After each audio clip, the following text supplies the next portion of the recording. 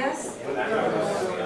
Vamos a dar inicio al segundo bloque y antes me quería presentar. Mi nombre es Romina Cid, soy consultora independiente y en este caso me toca representar a Procobre y estoy a cargo del proyecto Innova ¿cierto? Las normas fotovoltaicas. Así que también cualquier duda o consulta que tengan por el lado de Procobre estoy a la disposición de ustedes. Nos quedan ¿cierto?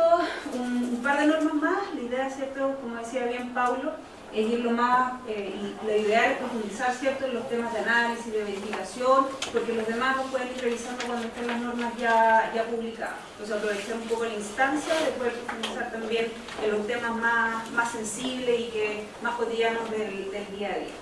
Y también les quería pedir un favor para poder tener una foto para las redes sociales. Hay varios ¿cierto? Que pudieron tener unos folleterías que trajimos de parte de Procobre, entonces sí la podíamos levantar para que Pablo ¿cierto? Pueda sacar una foto más entretenida y que salgamos todos y con una sonrisa bien grande.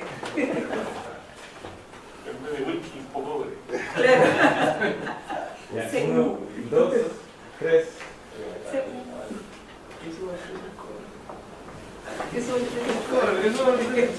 Ya, muchas gracias y ahora los dejo con Pablo. A perseguir, esta es la norma 6 en orden correlativo sin ninguna prioridad técnica que habla de terminología. Básicamente este es el diccionario de las normas en las cuales van a explicar qué significa cada uno de los temas y es básicamente un vocabulario.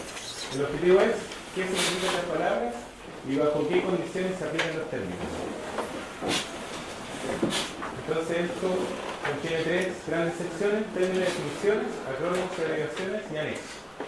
Esto ocupa el 95% de la norma y estos son 2 planas y un par de anexos.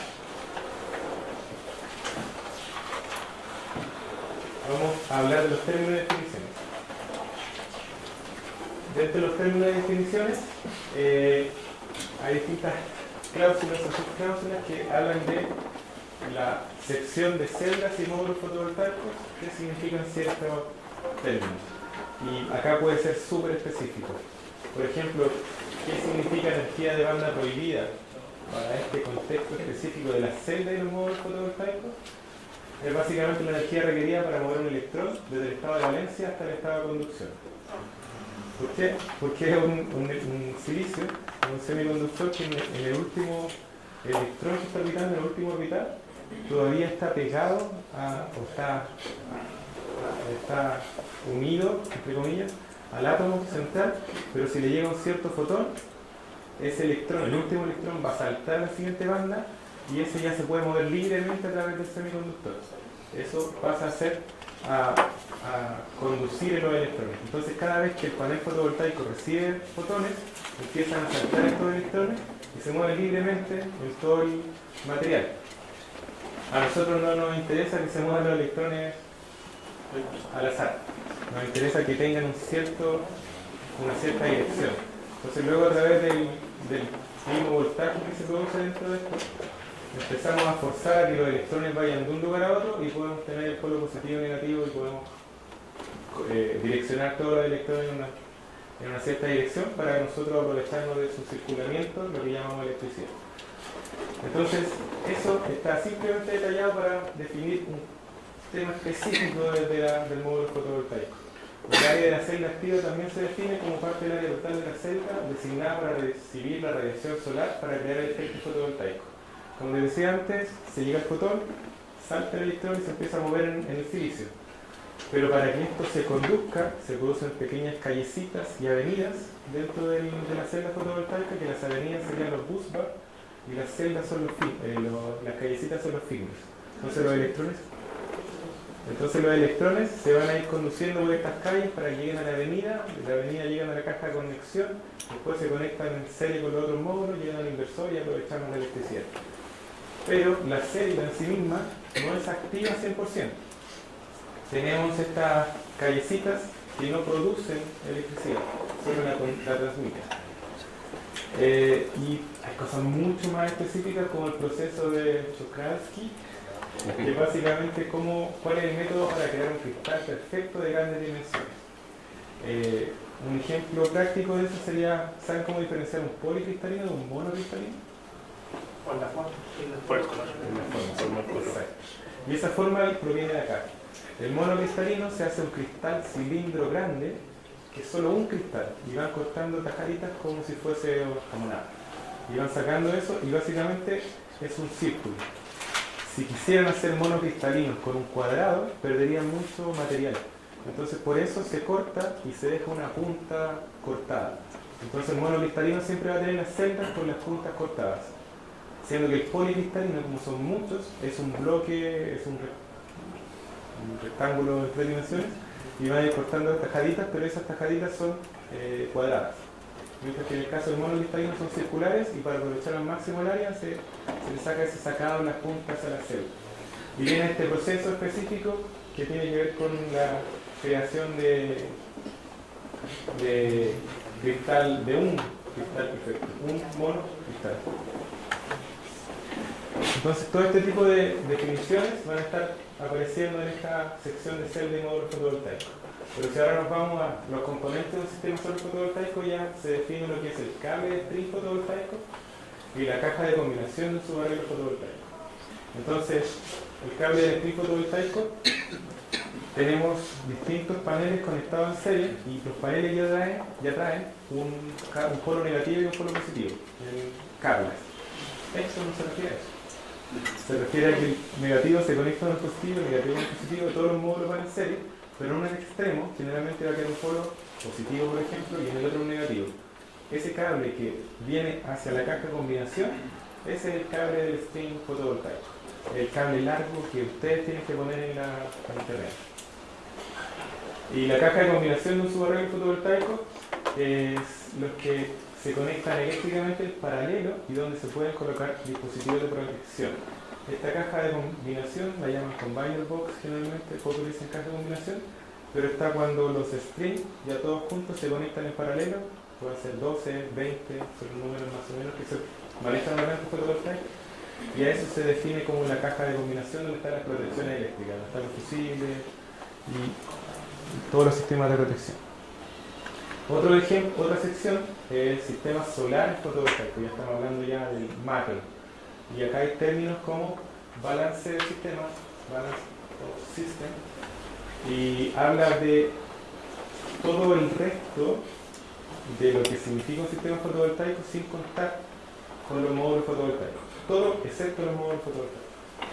Entonces, en este caso el balance of system es súper importante hoy día y es un tema que todavía no se le da la importancia suficiente. Hace unos 8 o 10 años los paneles fotovoltaicos correspondían al entre 60 y el 70% de la planta.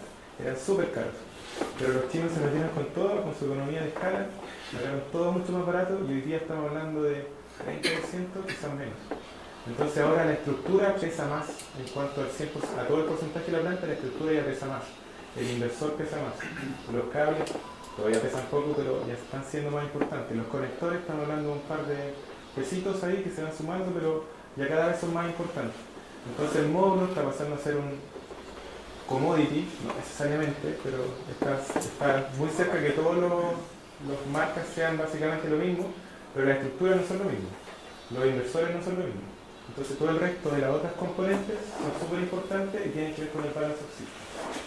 Y también se define lo que es un string fotovoltaico, que es básicamente el cierto número de módulos fotovoltaicos conectados en serie.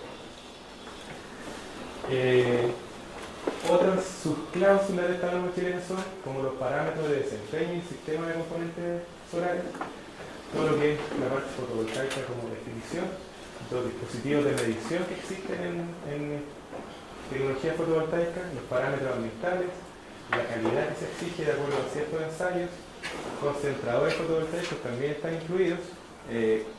Los paneles fotovoltaicos tienen un vidrio que protege y aísla las celdas y llega la radiación solar directa. Existen otros concentradores fotovoltaicos que no ocupan un vidrio, ocupan una lente y enfocan los rayos del sol en un punto pequeñito atrás. Entonces llegan todos los rayos del sol paralelos y todo esto se enfoca en el foco, por supuesto, y acá tiene una celda de alta eficiencia, que son 3 o 4 distintos materiales activos. Y ellos aprovechan cada uno mejor, cada parte del espectro, y de esa manera tiene una celda súper eficiente, que alcanza más de alrededor del 50% de los más eficientes. Entonces, estos concentradores fotovoltaicos también tienen toda una tecnología que se explica en esta norma. Se habla de la gestión del proyecto y miscelánea. ¿Qué acrónimos y abreviaciones? Que, como les dije, son 3 o 4 planas que hay al final de esta norma, que habla de qué significa cada cosa. Por ejemplo, tenemos que llegar a un acuerdo, y se discutió bastante para definir esta norma, cómo se deja cada una de estas abreviaciones. Por ejemplo, balance del sistema debería ser BDS, pero en este caso está en inglés. Porque en general, cuando ustedes van a la bibliografía van a encontrar BDS. Entonces, en este caso, también, no, concentrador fotovoltaico, está en español, concentrador fotovoltaico, pero en inglés es CPV, pero acá se dejó CFB. Y así se fueron discutiendo uno a uno, si algunos, por ejemplo en inglés, corriente continua es DC, pero acá lo dejamos CC, porque se entiende. Entonces teníamos que ver o tratar de llegar a un acuerdo en qué abreviaciones o acrónimos se deberían dejar en inglés y cuáles se deberían traducir al español. Y acá está toda la lista de los que se utilizan en las normas, y si ustedes no entienden alguna abreviación que se utilizó en alguna norma, vienen a esta norma y van a saber específicamente a qué se refiere. Y luego pueden ver también la definición dentro de esta misma terminología en la norma. Y luego vienen algunos anexos que son índices, que son la justificación de los cambios editoriales y los índices de términos y signos. ¿Para qué sirve esta norma? Que básicamente es un glosario enfocado a la unificación y adición de nuevos términos de acuerdo a nuestro concepto. Y ahí pasaba una norma súper rápida, eso fue cerca de 5 minutos. Entonces ahora tengo alrededor de unos 10 minutos por norma y voy a ir un poquito más rápido. Me enfoqué primero en las mediciones en terreno de la QLB, me enfoqué en condicionamiento, que también creo que es algo que le llama más la atención, y anteriormente le nombré la norma del glosario. Ahora no voy a ir tan profundo, a menos que ustedes me pregunten algo, yo puedo tratar de especificar un poco más, pero voy a hablar del contexto de cada norma y en qué se va a utilizar. Entonces, esta norma es la que habla de los requisitos de los ensayos que se hacen para los módulos fotovoltaicos. Básicamente es para aprobar ciertos módulos fotovoltaicos de acuerdo a ciertas pruebas.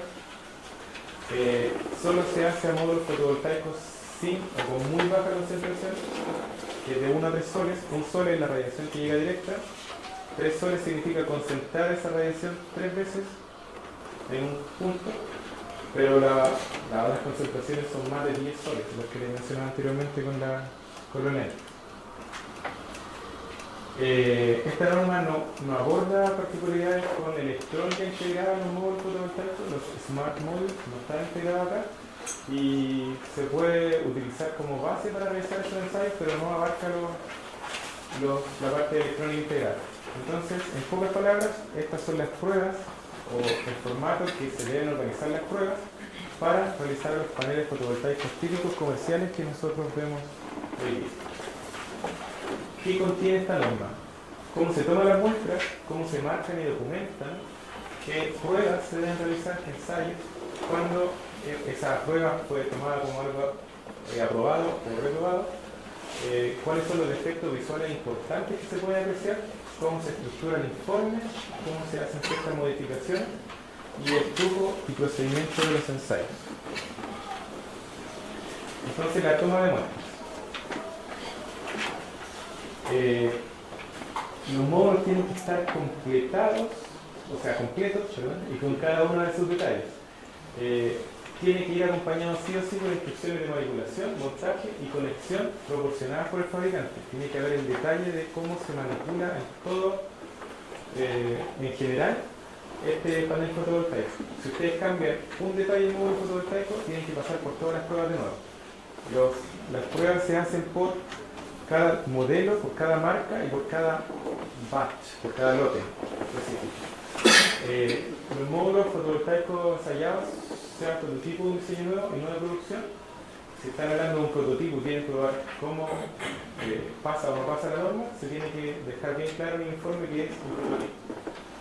Y la cantidad de muestras de ensayo exigida se deriva de la secuencia de ensayo aplicable. Al final les voy a mostrar un diagrama de flujo, cómo van a ser las pruebas, que es lo más importante de esta norma, y el resto lo voy a pasar un poquito más rápido.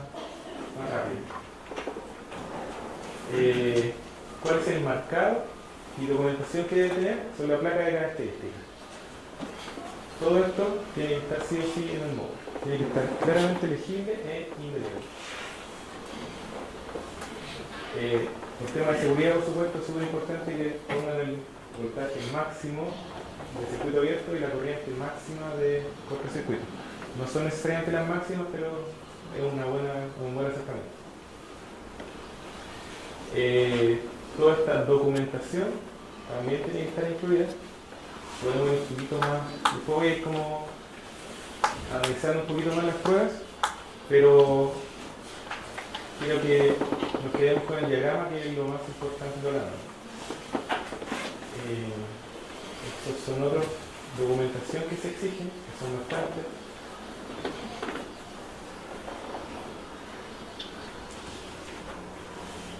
Y es importante las instrucciones de montaje porque todos los módulos tienen distintas características. Hay algunos que tienen frame, que tienen aluminio alrededor, otros que son sin aluminio, otros que tienen cable de cierto largo, otros que tienen cable de no, etc. Entonces tiene que estar bien explícito cómo se hace la instalación de todo. Las pruebas tienen que ser un módulo de control capaz de detectar las variaciones en los resultados de las mediciones. Todos los módulos se deben dividir en grupos y se someten a una cierta secuencia que les voy a mostrar más adelante de ensayos de calificación. Todos estos tienen un orden específico y ese orden específico debe respetarse, y la descripción de ensayo a cada tecnología tiene que ser enumerada en las partes correspondientes de la norma. Por eso los criterios de aceptación son... Esto es importante. No se lo he mencionado todavía, pero la norma toma un cierto lote, y de esos lotes sacan 10 módulos al azar. Esos 10 módulos al azar van por un cierto flujo. Por ejemplo, tienen que pasar la prueba A, después la prueba C, después la prueba D, y luego se dividen. Los dos módulos hacen la prueba D, E y F, los otros dos módulos hacen G, H, I, y los otros dos módulos, y todos al final se comparan y ven si hay diferencia entre ellos. Si de esos 10 módulos, 2 o más no pasan las pruebas, se toma completamente todo el modelo rechazado. Si uno falla, se toman 2 módulos más. Sí, se toman 2 módulos más, y esos 2 módulos tienen que pasar los 2 la prueba para decir que se aprueba. Y así se va definiendo qué modelo y qué modelo no pasa o no la prueba. Y por temas de criterio de aceptación también tiene una fórmula matemática y todo tiene que ver con la potencia máxima o la potencia nominal dada en el laboratorio y en la prueba. Entonces, la que está con NT es la que indica el fabricante, la placa característica, y el Pmax Lab es la que se determinó en el laboratorio. Y acá tiene los incertidumbres. El laboratorio tiene una cierta incertidumbre, nada es perfecto. Cada instrumento tiene su incertidumbre asociada, y acá N significa la incertidumbre del laboratorio, y T es la tolerancia de los módulos. Si yo tengo un módulo que dice que tiene una potencia nominal de 300 watt-peak, no significa que el módulo tenga 300 watt-peak. Significa que el módulo tiene entre 300 y 310 watt-peak, porque no todos son idénticos. Entonces tiene una producción en línea gigante y tiene una tolerancia, que en la mayoría de los módulos es más 5% menos 0. Quiere decir que va a tener entre un 0 y un 5% más de lo que dice la placa. Nunca tiene que tener menos. Si tiene menos, se devuelve. Entonces, esa tolerancia está acá. Y se hace esta fórmula para ver si pasa el criterio de la potencia máxima. Luego se hace el criterio de la potencia máxima promedio, que es un criterio bastante similar. También tiene el criterio del voltaje de circuito abierto, donde se hace es análogo a la primera fórmula que vimos, y se analiza solo el voltaje de circuito abierto, y así también se estudia la corriente. Si pasan todos estos criterios, se toma como aceptado hasta el final de los ensayos. Entonces, los circuitos eléctricos, de acuerdo las fórmulas que vimos anteriormente, los defectos visuales, eso es simplemente visual, si se ven o no, a simple vista, y los de seguridad eléctrica también tienen que aprobar. Entonces no solo tiene que funcionar y verse bien, sino también tiene que ser seguro después de haber pasado todas las pruebas que son bastante exigentes. Entonces, ¿qué se define por un defecto visual? Es ver superficies rotas, agrietadas o rasgadas, superficie de los bordes como dobladas, o hay burbujas. Todo esto, por ejemplo, el encapsulante, el que aísla de todo en la celda de fotovoltaica, está hecho de un plástico como ese del que se estira, ¿ya? EVA se llama generalmente, algo que entonces ese es bastante deformable y se pega muy bien a la celda de referencia. Pero si hay burbujas o delaminación, esa aislación simplemente por una pequeña burbuja que en algún momento va a explotar o se va a reventar o hay un pequeño orificio en eso, va a dejar el módulo expuesto a las condiciones atmosféricas de salinidad, viento, humedad, etc. Y eso es el principio del fin. Entonces, si ustedes ya ven una burbuja en un comienzo, eso ya no pasa, no sirve. ¿Esa incluye imágenes referenciales y categorías de daño o solamente habla de que la superficie con tal condición se considera falla? Solo está escrito, no hay imágenes. Entonces no una guía de evaluación de soberanía. Pero hay manuales de buenas prácticas que muestran un montón de imágenes de defectos.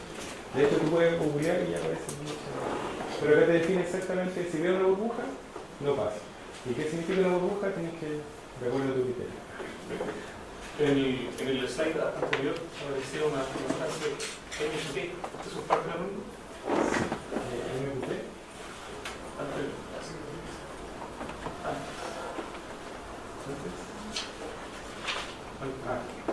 Cierto. Seguridad eléctrica se hace requisitos de ensayo de aislamiento.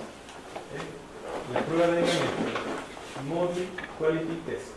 Entonces, básicamente la prueba número 3, que tiene que ver con el sello de aislamiento. Y la prueba número 15, que tiene que ver con corrientes de fuga en condiciones de humedad. Luego vamos a ir como paso a paso en la siguiente norma, qué significa cada una de estas pruebas. Y hay una lista de los defectos visuales importantes, como vimos antes, burbujas, etc., celdas habitadas, interconexiones, uniones, terminales rotos, corrosión, etc. Ustedes lo pueden ver en detalle qué significa cada uno de los defectos visuales. Y el informe, como les dije, se va a repetir bastante en las normas y es bastante similar a lo anterior, que tiene que ver con la identificación de la persona que hace el ensayo, la ubicación del revisor, la identificación única del informe de cada una de sus páginas, nombre y dirección del cliente, etc. Todo esto se repite bastante con pequeños cambios en qué tiene que incluir el informe como tal. Acá tenemos varios términos como non, sen, que eso fue traducido al español, pero eso, temperatura de operación nominal del módulo. O condiciones de ensayo normalizado. Y se hizo la traducción de esa pequeña. Pero eso está en la norma anterior que les comenté. Y están los mismos requerimientos básicamente del informe que era de la primera norma. Si algo se modifica, se debe informar inmediatamente y se deben hacer las nuevas pruebas sí o sí a esa nueva modificación del modelo que se esté estudiando. Y el flujo, que es el más importante de todo esto, está lo que he explicado acá. De todo el modelo, de todos los módulos que se produjeron en un cierto modelo, se toman 10 módulos al azar. Tiene que ser sí o sí al azar, no que el fabricante diga estos 10 módulos pruébalos. Tiene que ser al azar de todo lo que tenga y se van aplicando MQT 1 o 19.1, 061, 03. Son las pruebas que tienen una cierta numeración y en la próxima norma se va a decir un poco más detallado qué significa cada uno. Entonces se hace una inspección visual a los 10 módulos, se estabiliza inicialmente, que es dejarlo afuera un rato tomando sol, luego le evalúan el comportamiento al módulo, le hacen un ensayo de aislamiento y ven las corrientes de fuga de los módulos mojados, de los 10. Luego, cuando ya hayan hecho todas estas pruebas, en ese orden específico, Esos 10 módulos se dividen en distintas secuencias. 3 módulos se van para la secuencia A, un módulo para la secuencia B, 2 módulos para la secuencia C, 2 para la D y 2 para la E. Luego esas secuencias siguen de esta forma y los módulos que fueron seleccionados para cada secuencia van pasando estas pruebas de acuerdo a este diagrama, y todas estas pruebas se las voy a explicar un tanto más en detalle después. Y finalmente se llega a que todos los módulos se juntan acá y se hace un nuevo ensayo de aislamiento y se hace una nueva corriente de fuga del módulo mojado. Y luego de que esté todo esto y pasan estos dos tests, los 10 módulos, se aprueba el modelo. Si de estos pasan 9 y uno no pasó, se toman 2 módulos adicionales que tienen que pasar eso. Y si 2 módulos fallaron esto, el modelo no se acepta. ¿Y un módulo adicional tiene que ser toda la maqueta? Son ¿O dos dice 2 adicionales. módulos adicionales y lo saco de no del par y lo hago? O de secuencia. Y ahí al azar se ve qué secuencia pasa en todo. Perdón, me equivoqué. Tienen que hacer la secuencia que reprobaron. Ah, perfecto. Sí, porque ahí es donde fallaron. Porque si no hay una probabilidad de que pase otra y está fallando en alguna parte específica. Perdón, ¿esto son ensayos que se hacen típicamente en las fábricas o también? ¿O son pruebas que estamos nosotros diciendo, digamos, acá en Chile? Básicamente tengo un fabricante, Ginkgo, por ejemplo. Ginkgo hace el modelo 53 Silver Cat. Entonces ellos tienen este modelo y quieren certificar su módulo. Y como cualquier otra certificación, tienen que ir a un organismo certificador que le haga todas estas pruebas. El organismo certificador en CERTIV en Alemania, por ejemplo, dice, ok, pasó todo, ahí tiene su norma 61 de optimizador. Y ellos venden el modelo diciendo, tengo el sello 61 de pero tiene que ser una tercera parte completamente. La aplicación y beneficio de esta norma, certificación de módulos fotovoltaicos, no hay otro. Hoy día no hay un organismo en Chile que haga esta certificación, esperemos que en el futuro, a mediano plazo, haya alguno. Porque es un tema bastante largo tener un organismo certificador que esté avalado internacionalmente para realizar todas estas pruebas. Ahora pasamos a la siguiente norma, y son los procedimientos de los ensayos que les mencioné en esta secuencia. Entonces, básicamente es determinar las características eléctricas y térmicas del módulo de acuerdo a todos los ensayos que les mostré anteriormente y ver si el detalle de cada una de las pruebas que se mostraron anteriormente. Y tenemos los MQT de todas las secuencias que vimos anteriormente y tengo estas 19. Entonces, voy a hablar en general porque es demasiado, así que voy por la norma, la prueba número 1, que es una inspección visual. Es tomar el módulo y empezar a revisar detalladamente cada una de las partes de este, ver si no tiene ningún tipo de corrupción y todo lo que les mencioné anteriormente, partes dobladas, etc. Luego que yo digo, ok, el módulo se ve bien, yo le hago una determinación de la potencia máxima a través de una curva IV. Con un trazador de curva súper preciso, en condiciones súper bien controladas, en un laboratorio. Después que le determino la potencia máxima y lo correlaciono con lo que me dice el fabricante, y le hago las pruebas también de aprobación que tenía antes, le hago un ensayo de aislamiento. Veo si realmente el módulo está aislando o no. Básicamente eso es seguridad. Si tengo algún trabajador, necesito que el módulo nunca esté electrificado en la superficie para que no se mate. Se deben medir los coeficientes de temperatura. Si yo aumento 1 grado Celsius, ¿cuánto cambia mi voltaje? Si yo aumento 1 grado Celsius, ¿cuánto cambia mi corriente? Si yo aumento 1 grado Celsius, ¿cuánto cambia mi potencia? Todos esos coeficientes se deben determinar de acuerdo a esta prueba 04. ¿Y qué se hace? Se toma una cierta irradiación, 800 watts por metro cuadrado, por ejemplo, y luego lo cambio a 810. Y cuando lo cambio a 810, tengo que ver cuánto fue lo que subió la temperatura. Y así luego voy determinando cuánto sube de corriente por cada grado Celsius. ¿Sí? Estas instrumentos particulares para hacerlo en laboratorio, ¿no? Indoor, todo es Exacto. indoor. ¿En Chile existe un laboratorio así? No. Perfecto. Y esperamos que a corto y mediano plazo sí lo haya. Hay una norma ISO, que no recuerdo el número exactamente, que eso es para ser un organismo certificador internacional que pueda ofrecer este sello, esta certificación. Pero, según lo que nosotros investigamos, es alrededor de 6 a 10 años pasar todo el proceso burocrático internacional para ser reconocido como un laboratorio que es capaz de emitir esta certificación. Luego, la medición de temperatura de operación nominal del módulo. Cuando hablamos de Standard Press Conditions o condiciones de ensayo normalizadas, les comenté que eran 1000 watts por metro cuadrado, 25 grados Celsius en la celda y 1,5 de masa de aire. Como también les comenté, eso es muy frío. O sea, los módulos están básicamente en un refrigerador siendo medidos. En operación real, estamos hablando que es mucho mayor, y para poner una operación real, por ejemplo, en una ciudad, se toman 20 grados Celsius ambiente y se toma una irradiación de unos 800 watts por metro cuadrado. Entonces, en esas condiciones de operación más reales, ¿cuál va a ser mi temperatura de operación?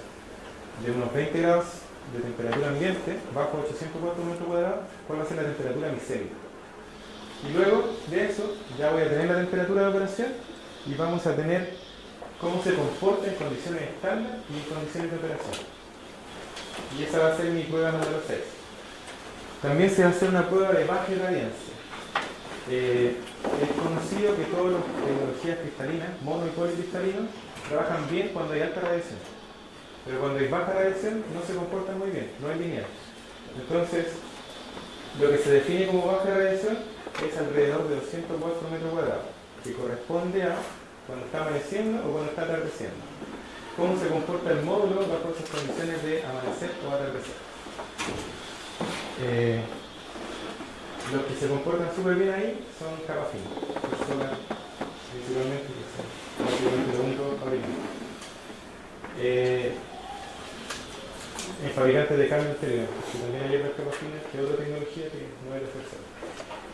Ensayo de exposición en exterior. Es básicamente poner el módulo a trabajar al sol directamente en condiciones de auto y se le tiene que exponer a 60 kWh por metro cuadrado, que es básicamente exponerlo por mediodía. Este es el más complicado de todos. Se hace un ensayo de resistencia y la formación de puntos calientes. Los puntos calientes es cuando tenemos un sector del módulo que tiene más de 10 grados de diferencia con la temperatura normal o operacional del módulo. Esto se tiene que tratar de emular y hay que hacer un trabajito ahí con los diodos y dependiendo del tipo de módulo se hace una cierta simulación y se ve cómo se comportan los módulos en condiciones de cosas y cómo se activan los diodos también. Y esto es importante que internacionalmente se hace un ensayo de preacondicionamiento con UV. Por ahora, como norma chilena, se mantuvo de la misma forma, como preacondicionamiento UV. Chile tiene condiciones súper altas de UV, sobre todo en el desierto de Atacama, y no se sabe a ciencia cierta qué tanto puede llegar a afectar los módulos fotovoltaicos. Entonces, por ahora, la norma chilena lo asoció tal cual como está en la internacional, pero se requieren hacer estudios acabados para ver cómo esta radiación extra UV afecta realmente a los módulos fotovoltaicos. Y de acuerdo a los resultados de esa, podemos recién decirle a ISA mundial, internacional, mira, estos son nuestros hechos, de esta forma nosotros estamos recibiendo la radiación UV en nuestro desierto y vemos que hay estas ciertas características o estas ciertas fallas que se están registrando en los módulos que probamos. De esa forma podemos levantar la inquietud del ISA internacional y hacer que esto se cambie. Pero por ahora, como no hay pruebas contundentes, se va a dejar como a nivel internacional. Cabe destacar que la planta fotovoltaica industrial más vieja en Chile es 4 años y medio. Entonces, falta mucho, tienen que durar 25 años. Y la única forma de saber cómo van a fallar los módulos en el terreno es poniéndolos en el terreno. Porque las pruebas que se hacen de laboratorio, como ustedes han visto hasta ahora, se le hace la prueba 1, después la prueba 2, después la prueba 3, después la prueba 4. Pero no es lo mismo tener el desierto todos juntos al mismo tiempo y bajo condiciones de estrés distintas. Entonces, el problema principal con todo esto es que si yo quiero saber cómo se comporta un módulo en 10 años, tengo que dejarlo 10 años viviendo en el desierto. Y cuando haya terminado esa prueba, ya la tecnología ha cambiado. Entonces, hay un tema ahí que es súper difícil de controlar. Y lo último, en UV, el equivalente aproximadamente son unos 28 días en el desierto. O sea, todo lo que le ponemos en este preacondicionamiento UV equivale a unos 28 días de condiciones reales de desierto. ¿Qué va a pasar con los otros 24 años, 11 meses? Vamos a ver. También se hacen ensayos de ciclos térmicos. Como le comentaba anteriormente, se lleva el módulo a menos 40 grados y luego a más de 85 grados. Se hacen una cierta cantidad de ciclos dependiendo de la prueba y luego se puede corroborar si el módulo está reaccionando bien a los cambios de temperatura o no, que son súper marcados en el desierto de Atacama. En el desierto tenemos cercanos a los grados bajos, cercanos a los grados a 0 grados en la noche, y en el día podemos alcanzar unos 60 de lo que he registrado en la temperatura de la celda como tal, y la temperatura ambiente varía mucho la sensación térmica por temas de viento. Pero sí o sí hace frío, mientras más arriba vayan, más frío hace. Entonces, el ensayo de humedad de oscilación es similar al anterior, pero básicamente se prueba por más tiempo a temperaturas de menos 40 grados. Se deja un tiempo superior para ver cómo se comporta la congelación y luego se vuelve a llegar a un ciclo térmico alto de alta temperatura y luego se deja otro buen rato en grados bajo cero. El ensayo de calor húmedo es más bien para temas tropicales, pero es donde hay mucho calor y alta humedad. Selva. Entonces se pone el módulo a un 95% de humedad relativa y temperaturas de hasta 80-85 grados Celsius. 80 con un más o menos 5% de margen de error. Más o menos 5 grados de margen de error. Ensayo de robustez de los terminales. Tiene maquinitas especiales que tienen en el módulo los cables que salen polo positivo y negativo. Se le empieza a tirar literalmente con una maquinita controlada ciertas tensiones o ciertos torques y luego se evalúa si eso se mantiene o no, qué tan robustos son los terminales a ciertos tirones típicos que se les pueden dar en condiciones de terreno. También se le hacen ensayos de corriente de fuga en condiciones de humedad. Tienen que ir midiendo por todo el panel si es que cuando tienen el módulo con 1000 volts le inyectan acá 1000 volts al módulo, lo hacen funcionar en una cierta corriente y van midiendo si hay corrientes de fuga en algún lugar con el tema de una alta humedad para comprobar temas de seguridad. Luego vienen sellos de carga mecánica, como les comenté anteriormente, es para ver cuánto nieve aguanta. Y también se puede ver el tema de viento ahí, pero esto está enfocado principalmente a temas de nieve. Luego tenemos el ensayo de granizo. Este es el más divertido de todos, que tiene básicamente unas bolas de hielo de un radio de 10 centímetros, creo. 10 centímetros que lo ponen en unas máquinas específicas como de tenis, de esas que lanzan las pelotas, y lo lanzan contra los módulos. Y tienen ciertos puntos específicos que identifican ellos donde van a lanzar los granizos. Y luego de estos ensayos que están un poquito sobredimensionados para Chile, pero se le tiran con una cierta velocidad específica, un cierto número de granizos, y luego se le hace un ensayo de electroluminiscencia, que es básicamente hacerle un ensayo de rayos X con un equipamiento especial en los módulos fotovoltaicos. No sé si hay un detalle con eso, creo que no es necesario, pero se ve si las celdas se rompieron, que eso se puede ver visualmente cuando se rompen, pero con la electroluminiscencia se puede ver si tiene micro cracks, micro fisuras. Podemos ver si hay lugares que perdieron conectividad. Luego se hace ensayo de diodos de derivación. ¿A qué se refiere los diodos de derivación? Si yo tengo una parte de un módulo que está funcionando mal, que se me rompió una celda, que se desconectó una parte y me está funcionando mal una celda, significa que el módulo va a tener un decrecimiento en el voltaje, al cual a la planta fotovoltaica le importa la electricidad que genera, entonces no le va a importar y puede seguir funcionando. El problema con eso es que esto se transforma en una enfermedad. Si básicamente tengo una parte que está mal funcionando, eso va a empezar a generar cada vez más y más calor y va a empezar a ampliarse cada vez más y más. Entonces para eso los fabricantes de módulos fotovoltaicos tienen diodos. Entonces cuando llegan al diodo, si el diodo ve el voltaje que debería tener un tercio del módulo, está dividido en 3 circuitos del módulo: el circuito izquierdo, derecho, centro y derecho. Entonces tiene 3 diodos módulos. Y cada diodo ve un tercio del módulo. Y si ese diodo ve que una parte, ese tercio del módulo tiene un voltaje aceptable, él se mantiene dejando que la corriente pase a través de ese tercio del módulo. Pero si ese diodo identifica de que el voltaje no es el adecuado, el diodo se activa y se salta toda esa parte del módulo y lo deja apagado. Entonces, para sombreamiento esto importa un montón. ¿Por qué? Si el módulo tiene 3 circuitos, arriba, al medio y abajo, y la sombra llega acá y me tapa todas las celdas de aquí abajo, va a activarse el diodo y va a apagar las 2 filas de abajo, para quedar como todo el circuito de abajo apagado. Y cuando la sombra va llegando un poco más arriba, apaga el segundo circuito del módulo, y así hasta que llega al último. Pero si ahora tenemos esta inclinación, un portrait, como tipo retrato, cuando la sombra llega acá abajo y cubra todos los celdas de aquí abajo, va a apagar el módulo entero. ¿Ya? Entonces, por temas de sombreamiento, si tienen sombreamiento sin seguidor, mejor ponerlo así. Porque si lo ponen así, cuando empieza a atardecer y no pueden mover los módulos porque están fijos, va a apagar la planta completa. Y cuando queda todavía una radiación suficiente. Bueno, entonces los diodos son el sistema de protección que tienen los módulos cuando algo está fallando en específico y simplemente saca la parte que no está funcionando bien para que no se agrande ese. ¿Sí? Pablo, a raíz de lo mismo, es cierto que el MPPT va a fijar la eficiencia del string al peor de los módulos que está trabajando.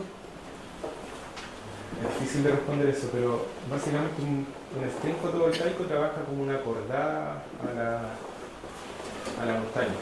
Todos los módulos tienen que ir juntos trabajando. Y como están en serie, toda la corriente que circula en el circuito es la misma.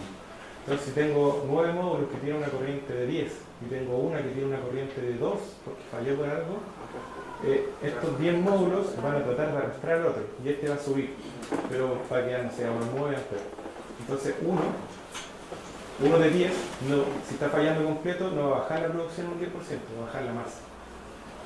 Si hay 9 funcionando, 10 cada uno, 90%, tengo uno fallando, 10%, el rendimiento de todo el string no me va a bajar 10%, me va a bajar más que eso. Porque van a empujar al otro a que suba y todos juntos van a hacer esfuerzo para que el otro llegue más arriba. Y él incluso se va a transformar en una carga del sistema. Y el voltaje es lo mismo. Entonces el MPPT va a tratar de maximizar la entrega de potencia de todo el string. Entonces va a hacer trabajar en un punto más eficiente a estos 9, lo va a tratar de forzar, pero al mismo tiempo se van a estar tirando a ayudar al otro, y ahí se produce un tema que no es simple de calcular. En el caso de los diodos también actuarían como una carga si es que se deshabilita una de los tercios del panel. Sí, pero con resistencia muy baja. Están diseñados para eso. Una duda, quizás entendí mal. Lo mismo que preguntaron ahí. Las pérdidas por mismatch. Supongamos que tenemos una sombra y se pierde un tercio de un módulo. Tenemos un string que son 20 módulos. Entonces tendríamos un 60avo de pérdida de voltaje. Sí. Si tenemos esos strings todos conectados en paralelo, no tienen MPPT independiente, todo, como este va a ser el voltaje más bajo de los 5 strings en paralelo, todos los demás strings van a tener ese mismo voltaje, van a verse reducidos. Entonces yo pierdo esa cantidad de potencia por cada string. Esa es la pregunta. Hay sistemas de protección en la caja de combinación. Tenemos el string que está todo en serie con un voltaje de 800, 900 volts. Y luego la corriente debe ser unos 9 amperes, más o menos dependiendo de una planta típica. Y luego tú conectas otro string en paralelo como tú me dijiste. Entonces todos esos strings no se juntan hasta que pasan los fusibles y se meten a la caja de conexión. Entonces ahí yo entiendo que algunos tienen diodos en los cuales dejan que la corriente fluya solo en una dirección. Entonces cuando llegan a juntarse ya simplemente se suman las corrientes. Pero ahí el tema de voltaje y corriente no es lineal, por eso me cuesta Claro, porque se pierde un poco de voltaje. Si yo tengo 2 strings en buena calidad y uno en mala calidad, como están en paralelo, van a verse penalizados por el voltaje. Estos dos que están en buena calidad van a tener que bajar su voltaje. Entonces, si acá pierdo un 60avo de voltaje, pierdo un 60avo de la producción completa. De todos los strings que están sin MPPT independiente. Eso es sin sistema de seguridad en la caja de combinación. Entonces, esa parte de ahí, como el cálculo específico de cuánto se perdería, si uno está debajo de todos, no es así. ¿Por qué no es así? Por el sistema de seguridad. ¿Cómo calculo cuánto? No lo sé. Ya, ahí ya se me escapa.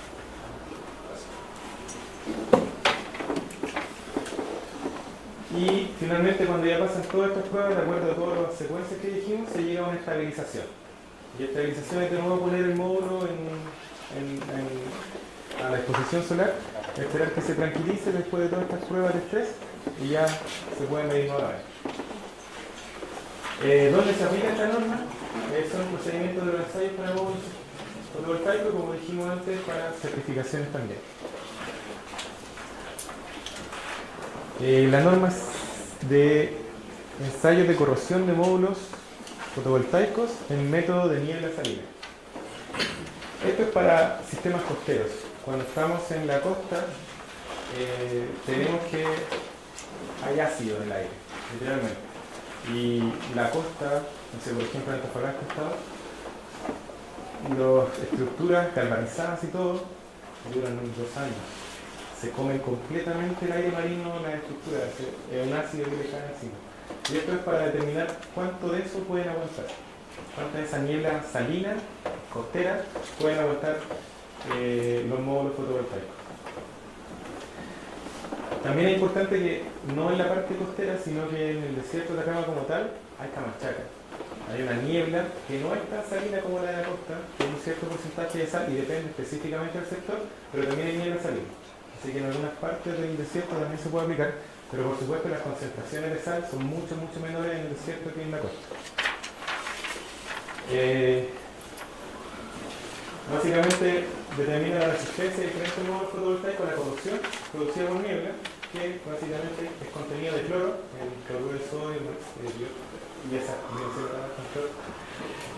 Y toda esta norma está relacionada con estas otras 4 o 5 normas que están todas entremezcladas.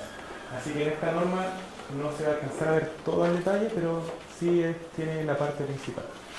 ¿Qué contiene esta norma?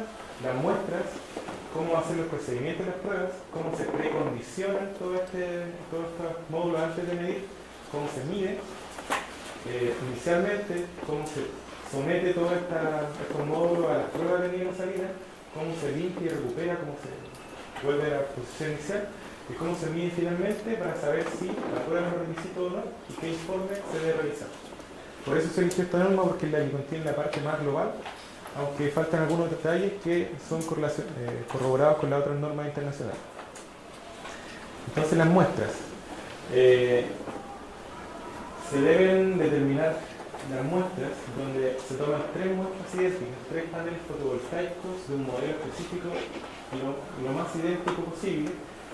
Y bueno, solamente se consideran las cristalinas o de lámina delgada o capa fina o concentrador fotovoltaico. Se ocupan las 3 muestras idénticas que decía y además se toma una como referencia. Básicamente 3 se someten a la niebla salina y tenemos una aparte que no se toca hasta el final y se deja como referencia. ¿Cuál es el procedimiento de este ensayo? Tenemos que sacar los diodos, sí o sí. Tenemos que ver cómo cada uno de los celdas del módulo se ve afectado. Porque si dejamos los diodos, el diodo se puede activar y va a apagar 1/3 del módulo. Y eso no es lo que buscamos. Lo que buscamos es determinar cuánto fue la corrosión. También se debe determinar la corriente nominal del cortocircuito de la muestra de ensayo en condiciones de ensayo normalizadas a partir de su hoja de información, su hoja técnica o la instrucción. Se debe conectar la fuente de poder inversamente. Básicamente la corriente tiene que circular de manera contraria a lo que usualmente se tiene. Cuando nosotros tenemos módulos fotovoltaicos generando, tiene una dirección la corriente, lo cual la forzamos a trabajar. Ahora se le pone una fuente de poder, una fuente de potencia, en donde conectamos los terminales y le inyectamos corriente en la dirección contraria a la normal. Y la corriente debe ser 1,25 veces la corriente de cortocircuito que aparece en la hoja técnica.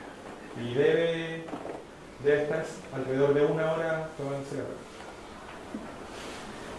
¿Cómo se preacondiciona este sistema?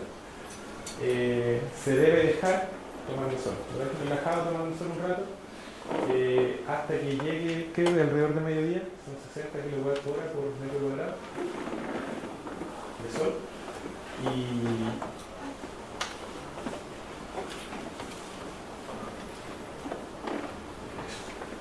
las mediciones iniciales, se deben tomar mediciones iniciales según la norma que vimos anteriormente de los ensayos, en la cual se debe determinar la potencia máxima, que está dentro de esta norma que también fue estudiada acá. Se debe estudiar la corriente de fuga y se deben hacer ensayos según esta otra norma también, en donde se ve la inspección visual, los ensayos de continuidad de tierra y ensayos de resistencia y eléctrica. Esto es lo que se toma inicialmente, se mide y se define la condición inicial de la medición. Luego el procedimiento de ensayo de nivel de salina, se hace la combinación que se requiere de concentración salina de cloro, que básicamente va a depender del lugar donde ustedes quieren instalar los módulos fotovoltaicos. Si yo quiero instalar esto en la costa de Antofagasta, yo tengo que definir más o menos cuáles van a ser las condiciones de niebla salina que tiene esa costa de Antofagasta, y luego de eso van a decir, ok, tengo esta cierta concentración, quiero hacer la prueba con esta concentración. Por eso se definen las condiciones generales de acuerdo al lugar, las características de la solución salina, la intensidad y otras especificaciones incluidas. La intensidad de la niebla, como dije anteriormente, se define de acuerdo a las condiciones atmosféricas que predominen en el lugar que se planea instalar los módulos. Entonces primero tengo que estudiar el lugar, saber a cuánto voy a estar sometido de niebla salina, y luego hago las mediciones de estas pruebas. Y el módulo se puede situar de forma vertical frente a la cámara de humedad, que se utiliza como parte del almacenamiento de humedad del ensayo. ¿Cómo se hace la limpieza luego de haber sometido a esta niebla salina? Básicamente con mucha agua. Se tiene que dejar agua con una cierta presión, por favor, que sea no tan alta la temperatura. La idea es no someter a estrés térmico al panel. Como cualquier material, si ustedes van muy rápido de una temperatura a otra, se puede ser caliente que puede afectar fuertemente la estructura mecánica del elemento al que se expone. Entonces son 35 grados Celsius más o menos, no debe ser mayor a eso, pero tiene que ser menor a esa temperatura, no lleguen a ese valor. Ojalá unos 20-25 grados de temperatura ambiente, el agua que tienen que utilizar. Máximo 5 minutos por metro cuadrado. Si tengo un módulo de 2 metros cuadrados, 10 minutos. Si tengo un módulo de 1 metro cuadrado, 5 minutos. Y se debe utilizar agua potable sin presurización artificial. Básicamente lanzar agua con la mano, con una manguera. Luego se debe secar y no se debe utilizar paños, telas u otros materiales. Se debe dejar que simplemente se seque por sí mismo. Y después del secado se debe aplicar un tiempo de recuperación mínima, que básicamente nuevamente exponer esto al sol de una manera tranquila y relajada para que vuelva a sus condiciones físicas de la razón. ¿Cuáles son las mediciones finales? Básicamente la misma que al principio. Se hace la misma determinación de potencia máxima, se hace el mismo ensayo de corriente de fuga, se hace la misma inspección visual, la misma inspección de continuidad tierra y la resistencia eléctrica. Y se debe agregar estos ensayos de funcionamiento de diodo de derivación. ¿Qué requisitos se dan en la norma? Para el silicio cristalino se debe hacer de acuerdo a esta norma lo que incluye el deterioro mecánico o corrosión de los componentes que pueden afectar de modo significativo su funcionamiento a lo largo de su vida útil.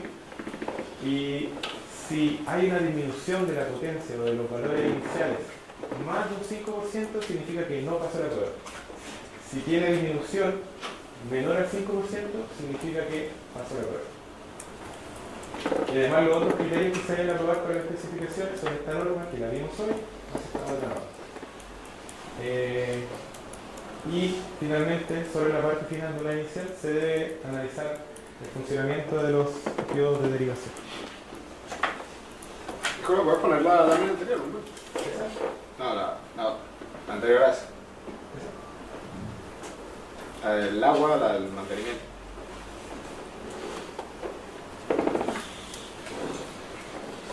Eso.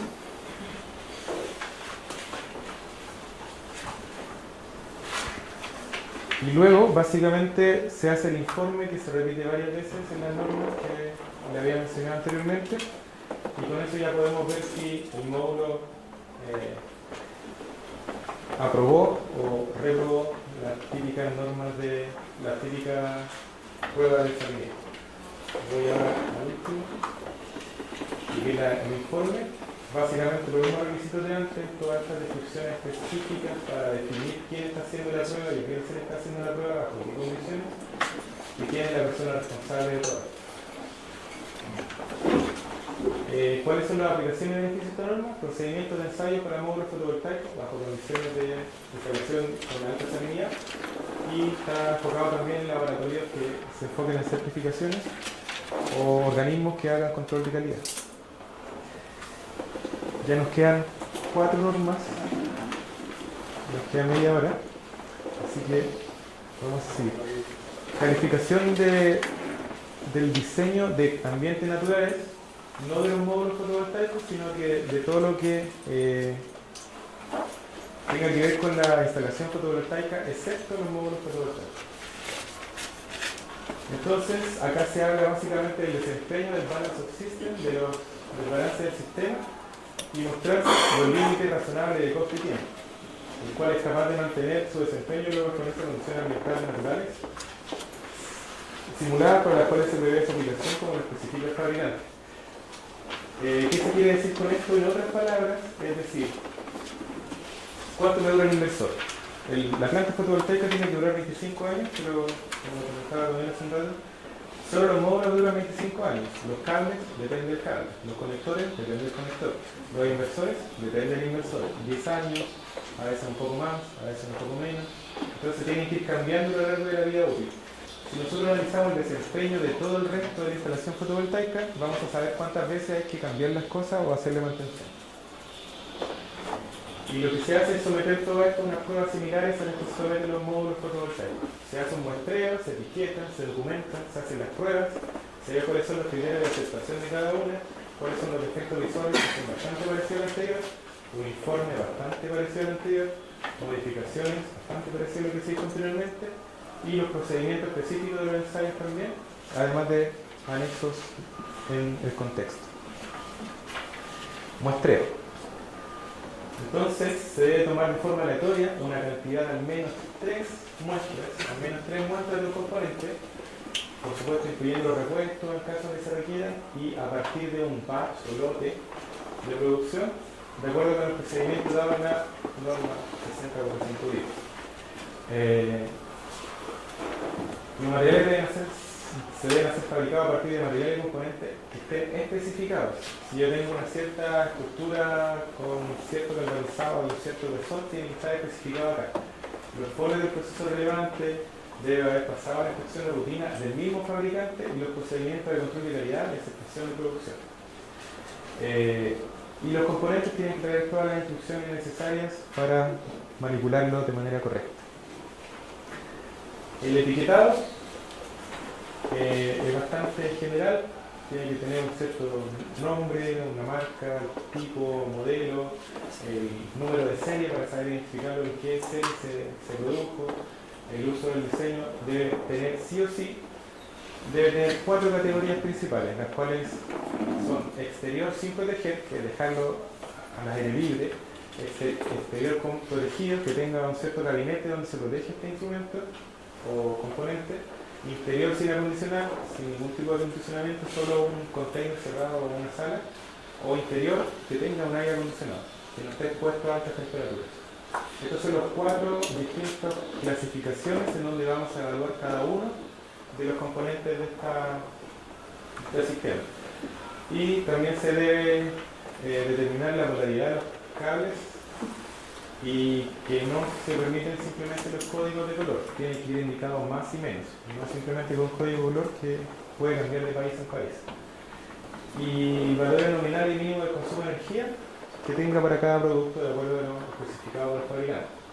En la documentación es bastante similar a lo que vimos anteriormente, pero tiene que tener las instrucciones de cómo se instala, cómo se desconecta, las normas relevantes que se aprobó, cómo se opera, qué tipo de servicio tiene el componente, los datos técnicos como el diagrama y la especificación técnica del circuito o del sistema, instrucciones para la resolución de problemas, advertencias, instrucciones de seguridad, información sobre las partes del repuesto, garantía y cómo se desmantela y elimina. Eso es súper importante también porque se piensa que las plantas fotovoltaicas es lo más limpio y lo más energía verde del mundo, pero hay un montón de fierro ahí, hay un montón de fierro, hay un montón de materiales tóxicos también. Entonces hay que ir pensando qué se va a hacer cuando la planta ya no sea comercialmente atractiva. ¿Cuáles son las pruebas o ensayos que se realizan?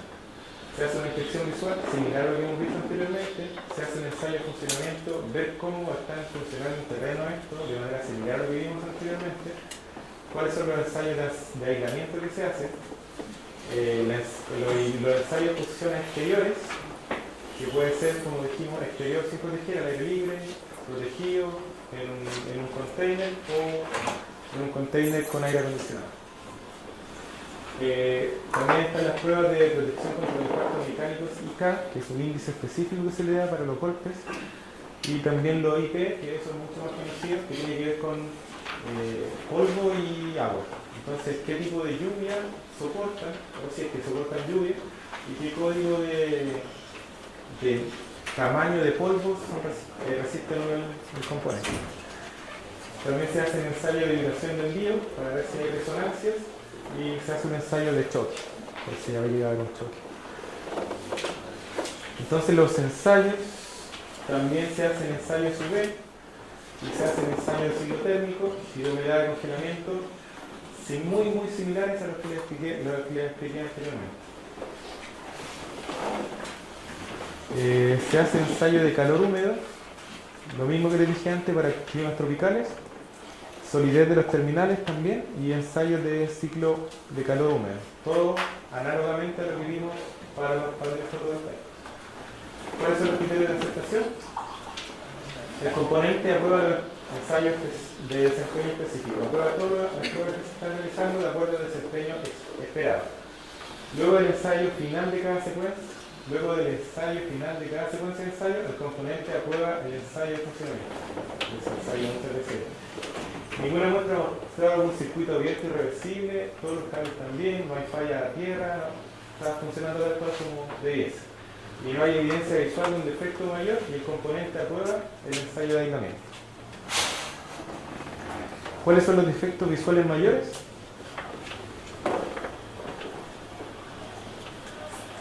Corrosión, superficies rotas, quebradas, dobladas, la presencia de polvo, agua o hongos adentro de los componentes eléctricos, pérdida de integridad mecánica, donde se instala o la operación del componente podría ser deficiente. Estos son los defectos visuales mayores que uno se da cuenta inmediatamente simplemente al mirar los componentes. El informe debe ser muy parecido a lo que se dijo anteriormente y se hace con los requisitos estipulados en la 17025 y el fabricante debe mantener una copia para propósito de referencia.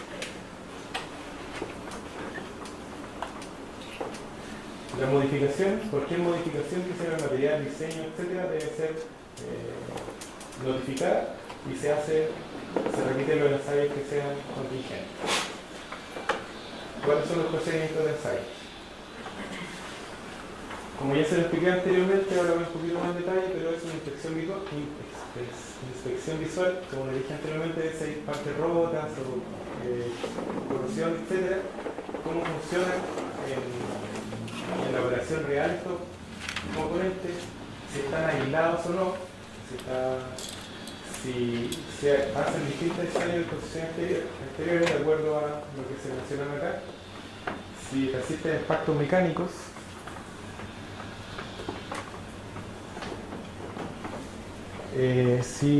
cuál es su índice de protección de acuerdo al agua o los cuerpos extraños. Esto ya se lo mencioné anteriormente, es repetitivo. Se hace un ensayo B, pero por supuesto solo se hace el ensayo B en la parte exterior porque estos tres no aplican. O sea, si está protegido no va a recibir UV importante, si está dentro de un container no va a recibir UV importante.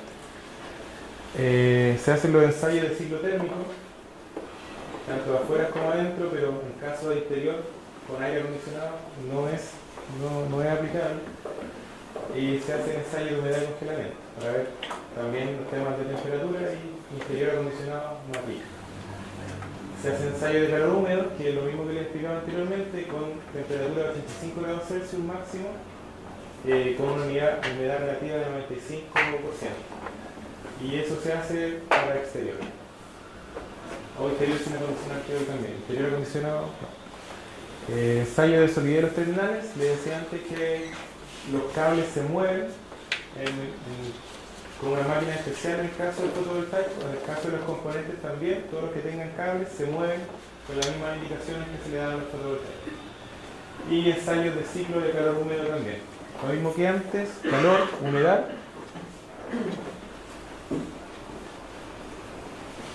Y se va al anexo. ¿Y qué trae esta norma de anexo? Trae cómo conmutar los umbrales para reguladores de carga usando el voltaje de batería como parámetro principal para el algoritmo de conmutación. Esto es básicamente cuando tenemos un circuito con almacenamiento de energía. Y eso. Así que nos queda poco tiempo, quedan 20 minutos, así que lo último. Esto es importante para la gente que trabaja con inversores. Y es para determinar básicamente la eficiencia de los inversores.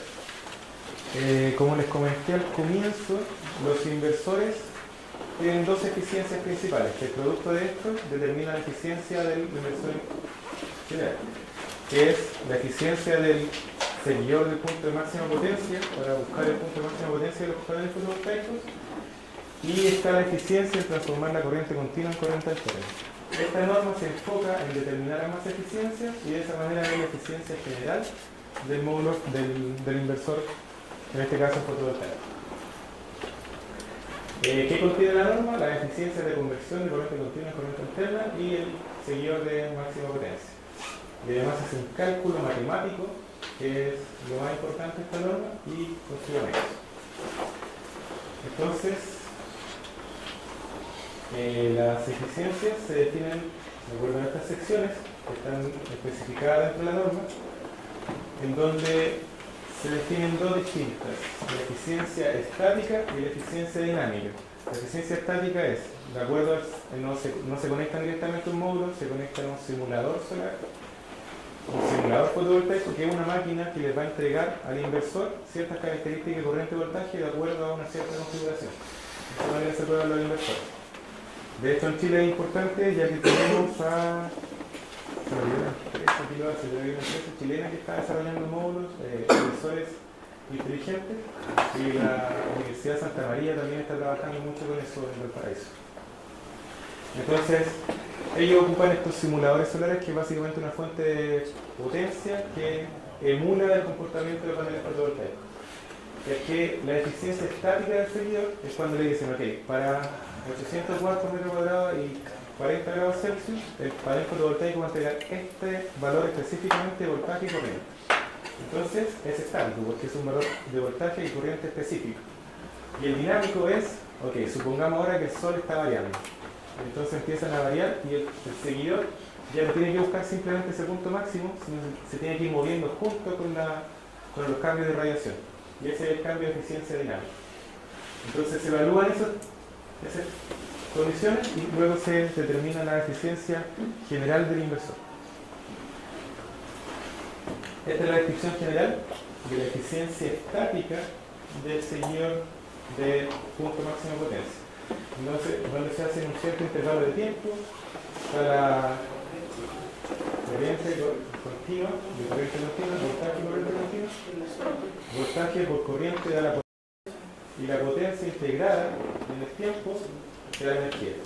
Y luego abajo tenemos la potencia ideal por el tiempo ideal, energía que realmente produjo realmente, y la potencia que teóricamente debería producir. De esa manera le va a dar la eficiencia del seguidor de manera estática. Luego la dinámica en la misma forma, ¿ya? Pero la diferencia es los delta T. Pero en la misma fórmula, cuando van variando esto, y lo que va variando realmente es todos los valores, por supuesto, los voltajes y las corrientes van a ir cambiando, de esa forma también va cambiando esto y también va cambiando el delta T, pero el principio es exactamente el mismo, solo la forma de realizar la prueba es lo distinto. Bien. Esta figura está mal, pero estoy mostrando igual. Si se toma el simulador fotovoltaico, esto emula el comportamiento de un módulo fotovoltaico. Luego tengo el equipo bajo prueba, que es básicamente el inversor, y luego tengo una cierta red de corriente alterna o tu carga tu carga, tu consumo de energía.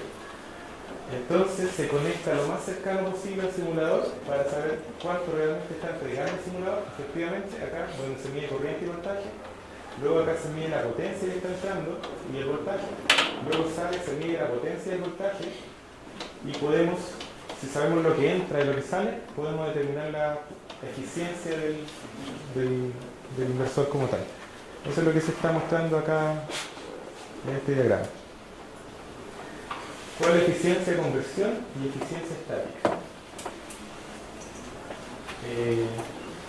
Se ven las condiciones que se debe dar en la prueba, lo definimos anteriormente de acuerdo a ciertos parámetros que nosotros queremos investigar para un cierto comportamiento de módulos fotovoltaicos. Se determinan todas estas condiciones de la prueba y luego se hace la prueba para ver cómo reaccionó el inversor o cómo transformó la energía del inversor, y luego se puede hacer la evaluación del cálculo matemático de la eficiencia de conversión y de la eficiencia estática y luego para el dinámico se hace exactamente lo mismo. Se determina la eficiencia dinámica en el wiki, se hace un procedimiento de medición y luego se evalúa con el mismo cálculo que vimos en la fórmula anterior. Entonces, si nos vamos y verificamos esto, vamos a poder calcular la eficiencia general del inversor, que es básicamente la multiplicación de las dos eficiencias. Con esa multiplicación de la eficiencia más la potencia de entrada, vamos a determinar la potencia de salida del inversor.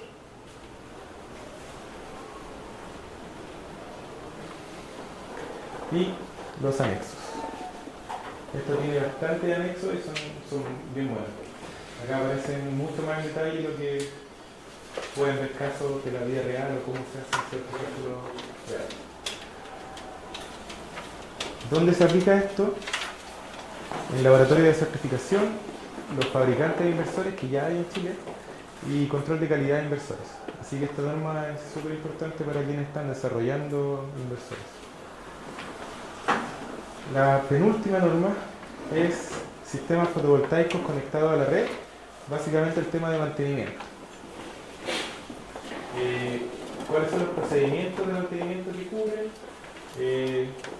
Mantenimiento básico del componente del sistema y las conexiones para la confiabilidad, seguridad y prevención de incendios.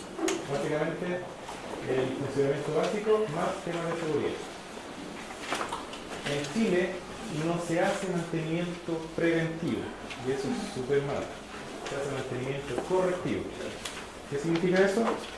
Me falló algo y lo arreglo. Si no me falla nada, no me muevo. ¿Para qué? Entonces, esta norma habla más del tema de cuáles son las medidas, sí o sí, tienen que tener un protocolo. Por ejemplo, se me está quemando un módulo, ¿qué hay que hacer? ¿Hay que correr en círculo?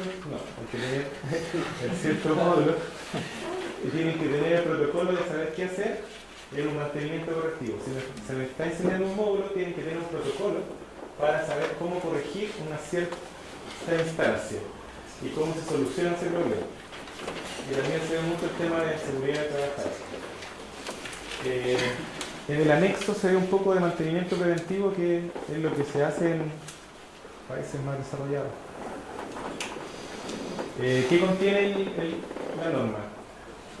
Los requisitos de documentación del sistema, la verificación que se va a hacer a todo esto, los procedimientos de ensayo categoría 1, categoría 2 y ensayos adicionales, que también es lo que vimos anteriormente.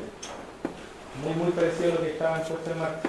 Informe de verificación, protocolos de mantenimiento, tareas de verificación, cómo solucionar estos problemas con su correspondiente mantenimiento correctivo, los procedimientos adicionales y los anexos. Esto es todo lo que contempla esta norma. Entonces, ¿cuáles son los requisitos de documentación del sistema? Son todos estos. Cuando tú tienes un sistema al cual le vamos a realizar una manutención y vamos a tener una operación continua, se requiere toda esta documentación del sistema. Los datos del sistema, el diagrama eléctrico, cómo están ordenados los arreglos, las fichas técnicas de cada uno de los componentes del sistema, la información del diseño mecánico en general, el sistema de emergencia para cualquier tipo de falla que pueda suceder en esta planta, cómo funciona y cómo se mantiene cada uno de estos componentes, y la evaluación comparativa del desempeño, cuál es el desempeño de cada uno de los componentes, y documentar los procedimientos. Entonces voy a ir saltando un poquito esto, que son como los detalles específicos de la documentación del sistema. Voy a hacer súper rápido, pero lo único que voy a hacer es hablar un poquito de cada uno lo más rápido posible. Entonces, los aspectos generales es la documentación mínima requerida. ¿Cuál es la información básica del sistema? Se empieza a enumerar acá y piden, por ejemplo, el fabricante y modelo de cantidad de los módulos fotovoltaicos, de los inversores, cuándo se instaló, cuándo se puso en marcha, todos los datos mínimos del sistema, los datos básicos del sistema. También tiene que estar identificado sí o sí quién instala el sistema, cuál es la empresa, cuál es la persona de contacto, etc. Luego se hace el diagrama eléctrico, donde se tiene que incluir qué tipo de módulos hay, cuántos son, cuántos arreglos en serie existen, cuántos arreglos existen, cuántos módulos se están haciendo por cada arreglo fotovoltaico, identificar qué arreglos se conectan a qué inversores. El bloque 1 se conecta al inversor 1, el bloque 2 se conecta al inversor 2, cada uno definido y identificado correctamente. Se debe también dar las características eléctricas del conjunto completo. Se debe ver también toda la parte del sistema de corriente alterna que es después del inversor, todo lo que es después del inversor, los transformadores, los subidores de voltaje, etc. Elevadores de voltaje. Se habla también de la puesta a tierra, tiene que estar muy bien identificado la puesta a tierra y la protección de sobretensión, que puede ser por fallas internas del sistema fotovoltaico o por tormenta eléctrica. Cómo están dispuestos los arreglos, cuál es su configuración. Se habla de las fichas técnicas que debe tener cada uno de los módulos utilizados y los inversores utilizados. Se debe dar información del diseño mecánico. Acá no es muy detallada la información, pero tiene que hablar de la estructura del montaje, si fue chamería, incluir toda la información que esté correlacionada con el diseño mecánico, que son básicamente las estructuras. Y todos los sistemas de emergencia, cómo se debe actuar cuando ocurra un cierto accidente. La información de funcionamiento y mantenimiento de cada uno de los componentes, y debe incluir estos siguientes pasos, como procedimientos para verificar el funcionamiento correcto del sistema, qué se debe hacer en caso en que el sistema falle, cómo se apaga la emergencia, cuáles son los procedimientos para aislar el sector que está fallando, recomendación de mantenimiento y limpieza, etc. La información, esto continúa con los puntos anteriores. La evaluación comparativa del desempeño de acuerdo a estas normas, la documentación de los procedimientos que han realizado, y luego cómo se verifica todo esto.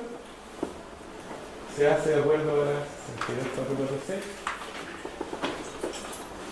62.446, y los procedimientos de ensayo son muy parecidos a los que vimos anteriormente. Los ensayos de categoría 2 también son lo que vimos anteriormente: curva, demografía, los anteriores determinar VOC, ISC, etc. Los ensayos adicionales, que son también idénticos a los que vimos anteriormente. El informe de verificación, idéntico a lo que vimos anteriormente. Protocolos de mantenimiento. Todo esto, que es el contenido de la norma, es muy parecido a la puesta en marcha. solo que se le agregan un par de secciones que son las más importantes, pero son muy parecidas a lo que es la norma que vimos anteriormente con este norma. Se ven todos los protocolos de mantenimiento, como actividades de mantenimiento administrativo, se ven actividades de mantenimiento condicional basadas en condiciones, básicamente cómo responder a los problemas.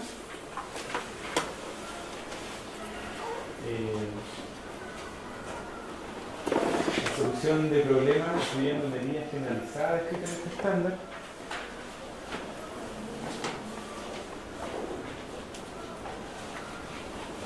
Las tareas de verificación, como siempre, se parte con una inspección visual o manual, se refiere como alguien con un equipo pequeño en La Habana. Debe utilizar un checklist para asegurar que las inspecciones que ocurren son completas y abarcaron todo lo que deberían abarcar, deben ir sí o sí con un checklist. Básicamente para sistemas gigantes grandes se debe trabajar con una muestra representativa del equipo, no se puede hacer un mantenimiento a toda la planta, sobre todo si hablamos de temas correctivos, pero se tiene que hacer una muestra representativa o ver dónde tiene más problemas y hacer una detección inteligente de dónde realizar ese mantenimiento. Y para normas de bajo voltaje, la inspección debe ser anterior a la prueba eléctrica y tercera.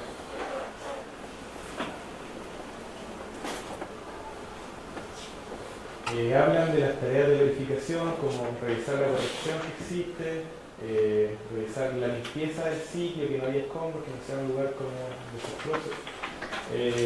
Debe tener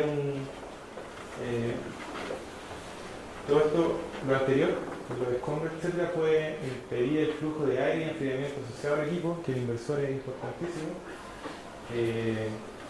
Ver temas de si hay mucha vegetación, si hay infección por animales y otros tipos de plagas. En Alemania, por ejemplo, hay plantas fotovoltaicas que les crece mucho el pasto.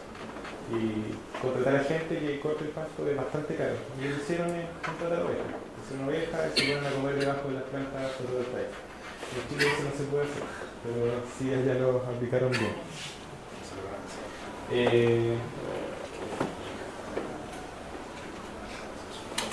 Debe haber una solución a cada problema propuesto para un mantenimiento correctivo. Por ejemplo, si el síntoma del problema es conocido, pero en la causa del texto, pasos de solución del problema deberían ser tomados para identificar el problema. Luego que ya determinamos esto, los procedimientos de manutención correctiva pueden ser ejecutados para mitigar el problema de su reocurrencia.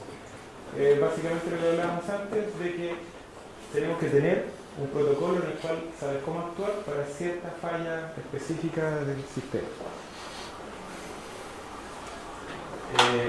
Y tiene que estar muy claramente descrito cómo se apaga el equipo si hay una falla peligrosa y cómo se debe solucionar el problema para fallas no riesgosas, que incluye quizás aislar el sistema que está fallando y meterme a mejorar esta falla.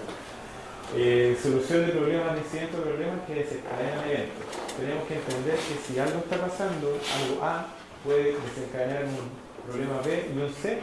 Tenemos que tener claro cómo es la evolución de estos problemas y ponerle fin o solucionar esto antes que se desencadene algo peor. Y se debe hacer un diagnóstico del rendimiento relacionado con problemas. Los procedimientos adicionales son procedimientos de seguridad, los procedimientos de aislamiento, procedimientos de inspección y mantenimiento preventivo, y acá se toma como un adicional todo el tema preventivo, y los procedimientos de pruebas eléctricas y procedimientos de diagnósticos. Y los anexos son esos. Me queda muy poco tiempo, les pido disculpas por haber ido tan rápido en la última, pude haber hablado más, pero es bastante repetitivo en la anterior. Y me queda esta última norma, que espero hacerla en unos 5 minutitos y ya vamos a ver. ¿Cuáles son los requisitos de diseño para arreglos fotovoltaicos?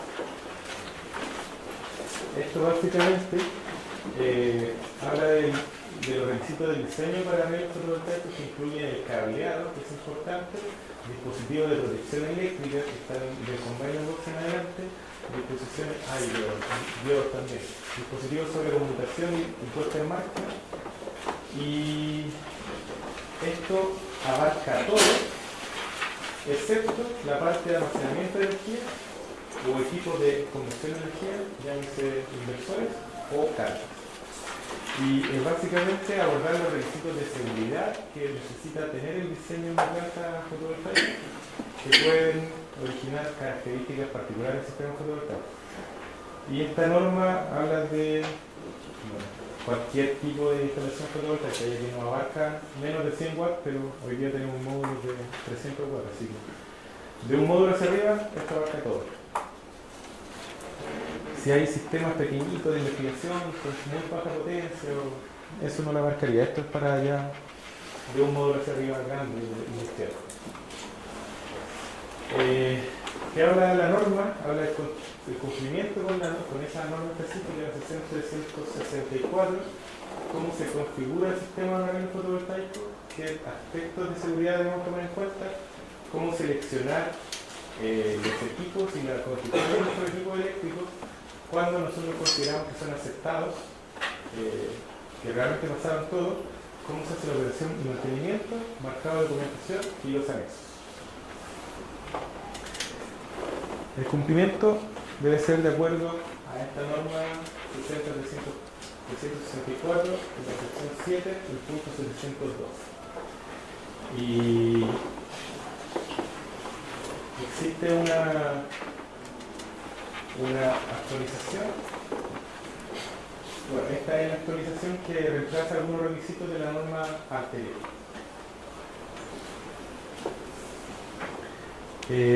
¿Cómo se ve la configuración de un sistema fotovoltaico? Viendo de la manera súper simple, el arreglo fotovoltaico, que se va a tener ese símbolo, y dónde se va a aplicar este circuito. Entonces esta es la parte del circuito de arreglo, es bastante básico lo que están mirando acá, pero esta es la forma en que se debe representar una configuración de un arreglo fotovoltaico. Es para dejar claro que un sistema se dibuja así, en un cierto circuito.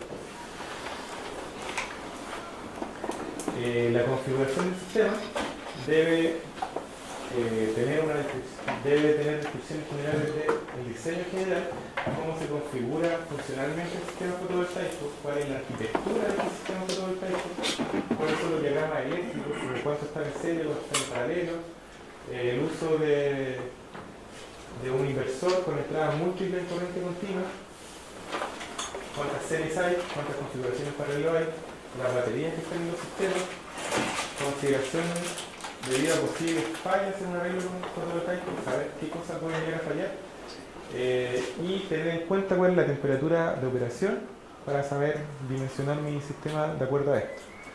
Y los problemas de rendimiento que pueden haber, como curtailment, como soiling, cualquier tema que afecte el rendimiento del sistema fotovoltaico. Y el diseño mecánico tiene que tomar en cuenta los aspectos térmicos que hablan de la temperatura de operación del sistema, cuáles son las cargas mecánicas de la estructura fotovoltaica, las cargas de viento, la acumulación de material sobre el arreglo fotovoltaico, que eso está enfocado básicamente a nieve, porque el soiling pesa, el ensuciamiento pesa muy poco, y la corrosión que puede tener este sistema fotovoltaico. Los aspectos de seguridad deben tener en detalle el tema de la protección contra descarga eléctrica, protección contra sobrecorriente. A veces tenemos radiaciones súper grandes que generan una radiación mucho más alta de lo que se llama como cuando tenemos un módulo fotovoltaico, en la ficha técnica aparece corriente cortocircuito, o algunos incluso ponen corriente máxima. Eso es mentira, esa no es la corriente máxima que alcanza el módulo. La radiación solar afuera de la atmósfera es 1364, si no me falla la memoria, watts por metro cuadrado. Entonces, esa radiación es la ideal afuera máxima. Luego, todo lo que se come en la atmósfera, vamos a llegar a los 1000, 1100 que podemos tener en el desierto cuadrado. Pero se producen efectos momentáneos que son graves. Por ejemplo, tenemos un colega en Brasil que midió 1700 watts por metro cuadrado. y eso se dan por ciertos instantes, un par de segundos, a veces unos minutos. Cuando hay pequeñas nubes, hacen un efecto lupa a veces que concentran más rayos en el mismo punto, o puede darse un albedo gigante debido a un edificio blanco que hay al lado, lo que sea, y puede que los rayos del sol no solo tomen directo, sino que también tomen una reflexión y puede tener una sobreradiación. Entonces el módulo no va a decir como no, mi corriente de cortocircuito máxima es 9 amperes, yo no me paso los 9 amperes. Si él recibe más radiación va a producir más corriente y no le va a importar. Entonces tienen que tener súper claras las protecciones contra sobrecorriente que tienen que ser hasta el doble de lo que nominalmente debería producir este efecto. También se habla de requisitos para rayos que funcionan con voltaje DVC, DVCB, DVCC. Esto, olvídense de eso porque son básicamente todos los sistemas. Bajo la definición que tenían ellos eran como bastante antiguos, así que esto es para todos los arreglos fotovoltaicos. Y debe haber protección contra los efectos de rayos y sobrevoltaje, porque a veces pueden tener corrientes muy grandes. De hecho, en una planta que visitamos, tenía la planta en una cierta zona de una tormenta eléctrica donde un rayo cayó fuera de la planta. No cayó en la planta, cayó fuera. Y por todos los sistemas mal diseñados que tenían abajo de tierra, se metió hacia arriba y pilló... La protección para un rayo y una planta fotovoltaica es aterrizarla, porque con la extensión que tiene una gran planta fotovoltaica no creo que estés poniendo para rayos en todos lados. Es que ese es el punto. Nosotros tenemos que pensar que las plantas son de 25 a 30 años dependiendo de los módulos que tienes. Entonces, si yo creo que esto no va a pasar y mi seguridad es bastante baja, estoy corriendo el riesgo de que en el 5.º año aparezca un efecto catastrófico y la planta quede mal. Como pasó en el sector de Copiapó cuando hubo una lluvia en el desierto de Atacama. Se hubieron ríos de material que bajó y plantas quedaron enterradas. O en plantas fotovoltaicas han tenido nieve, han tenido tormentas eléctricas. Entonces, claro, ahí está, la norma no exige nada, pero sí te dice que al menos lo detalles. Dice, ok, protección contra efecto de rayos, no tengo. Pero para ti, ¿qué es lo que es una buena protección para rayos de una planta fotovoltaica? Tiene que ser un circuito que esté aislado completamente de la Tierra, que solamente la dirección de la corriente vaya hacia la Tierra, no de la Tierra hacia el sistema. Tiene que estar aislado con un buen sistema de protección y tiene que estar pensada para las tormentas la máxima que registramos. Pero el detalle de cómo diseñar eso tenemos que hacer los cálculos ahí con un calculista eléctrico. Un ejemplo rápido, yo hice también un diplomado en energía nuclear para conocer el enemigo, saber qué hacen los otros. Y los japoneses en Fukushima diseñaron una pared contra tsunami. Y según lo que ellos habían estudiado, ese era el máximo que podía alcanzar un tsunami. Nunca pensaron que la ola iba a ser 10 metros. Entonces, Fukushima, que fue la catástrofe más grande en el último tiempo nuclear, sí pensó en tsunamis. Y sí dijo, yo voy a hacer un sistema de protección que me cubra si viene un tsunami, porque ellos estaban al lado del mar. Sin embargo, nunca pensaron que iba a haber una ola de 10 metros. Lo mismo puede pasar en fotovoltaico. Nunca pensamos que iba a haber una cierta tormenta eléctrica con ciertas condiciones hasta que sucede. Nunca pensamos que iba a llover en el desierto hasta que llovió. Entonces ahí ya depende del inversionista hasta dónde quiere protegerse, porque protección infinita significa pero muy, muy caro. uno se rige por la estadística. La última pregunta. Una vez en una guía pidieron saber o especificar que una planta fotovoltaica no iba a reflejar luz. ¿Tú tenías alguna norma o algo que diga que una planta absorbe más pero que lo diga en papel para justificar ese argumento? Por definición, la planta quiere absorber lo máximo que se puede de la luz para transformarla en electricidad, pero cálculos de reflexión no. De hecho, todos los módulos tienen anti-reflection coating que tratan de que no salga nada, que todo se meta para tratar de sacar la mayoría de electricidad. Y luego viene el albedo, que lo más alto que registraba el 20%, como que del 100% que entra, el 20% sale. Y luego ya nos tendríamos que ir a la estructura. Los inversores tienen una estructura metálica que pueden llegar a reflejar, pero como cualquier otra instalación en cualquier parte. Así que datos duros de eso no hay. Pero por definición la planta quiere absorber la mayor luz posible. Ya nos queda poquito, chicos. Avancemos.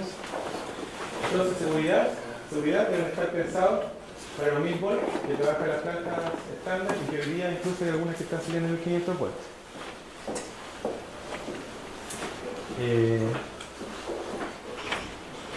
Selección y construcción de equipo eléctrico. Todos los dispositivos de conversión de energía deben contar con esta aprobación de esa norma 6259 y cualquier otra parte relevante sobre el tipo de dispositivo. Y el cableado de componentes, que esto es súper importante, se encuentran a menudo expuestos a radiación UV alta. Los módulos, de acuerdo a la normativa del building, no pueden estar expuestos al sol. Los cables y todo lo que esté debajo de los módulos de este cableado puede estar ahí suelto. Pero cuando sale y tiene que llegar al inversor, va a haber un tramo en el cual están expuestos al sol. Tiene que estar en una tubería organizada. En el caso de las plantas tienes que tener en cuenta eso también, y de hecho se ve ahora como la radiación UV es muy alta en el desierto de Gama, a veces traspasa entre los paneles o alrededor y igual llega un poco de radiación UV a los cables, así que tienen que ser contra radiación UV, tienen que tener en cuenta la oscilación que pueden llegar a tener por las condiciones de viento, potencial agua, que muy poco pasa, pero hay, nieve lo mismo, y otras condiciones ambientales adversas. Esto está hecho para todo Chile, así que no solo para el desierto de Gama.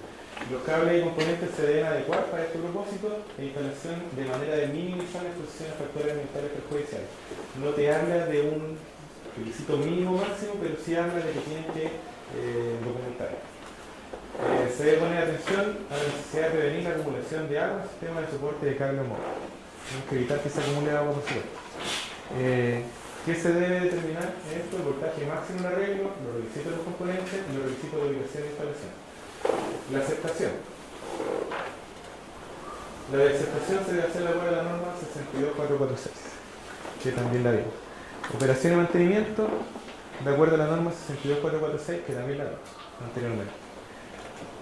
El marcado de la documentación, básicamente tiene que estar todo bien etiquetado. Requisitos para la advertencia, identificación de instalación fotovoltaica, etiquetado de la caja de conexión y etiquetado de dispositivo de desconexión. En algunas plantas fotovoltaicas, los combiner box, que juntan todos los arreglos en serie, uno lo abre con una manilla y cuando lo abre ya se desconecta el sistema completo. No está en todos, pero eso tiene que tener un símbolo para que el técnico sepa que cuando abre la caja está todo el sistema desconectado o no. Entonces todo este etiquetado en el sistema de conexión, en los módulos, en los soportes, tiene que estar todo súper bien. De cosa que cualquier técnico que se acerca sepa a lo que se está sometiendo. Y los sistemas de desconexión también tienen que tener ese etiquetado. Y se debe entregar la documentación de acuerdo a la norma que vimos anteriormente, 62446. Y finalmente, los anexos que hablan de los diodos de bloqueo, la detección e interrupción de fallas, cuando hay arco en arreglo fotovoltaico, los límites de voltaje, bibliografía, puesta a funcionar. Lo último que les quería decir, el tema de los arcos es súper importante, tengan cuidado con los técnicos. A mí personalmente me pasó que estábamos haciendo una instalación y cuando tienen los conectores de los cables son NS4 generalmente, multi-contact, son alemanes. Pero ahora hay los de Estados Unidos también, que están vendiendo mucho con los inversores, porque los inversores vienen mucho de Estados Unidos, son Phoenix. Y el conector Phoenix con el MS4 no calzan. Entonces el inversor ya viene con un cierto conector y tu módulo viene con otro conector. No siempre calzan, traten de que calcen, si no, uno tiene que cortar y armar el conector para que coincida. Cuando están cortando, siempre, a pesar de que ahí en el sistema completo, el sistema está electrificado porque hay sol. A menos que trabajen de noche, que igual hay un voltaje a pesar de que estén de noche. Y ahí se armó un arco eléctrico gigante de unos miles de grados, que eso es muy peligroso. El arco de corriente continua es mucho más peligroso que lo de corriente alterna.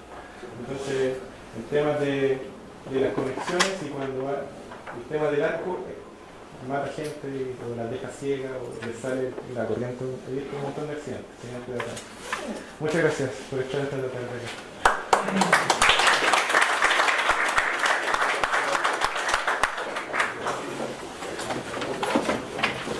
Gracias, le agradece su asistencia en nuestro ciclo de discusión de la segunda, como le habíamos dicho, en la segundo taller que se hizo en Santiago, queda la última actividad que es en Antofagasta. Está cordialmente invitados los que son de la zona de allá del norte, están de paso. Pero no va a ser lo mismo que va a ser algo más de excepción en cuanto a los otros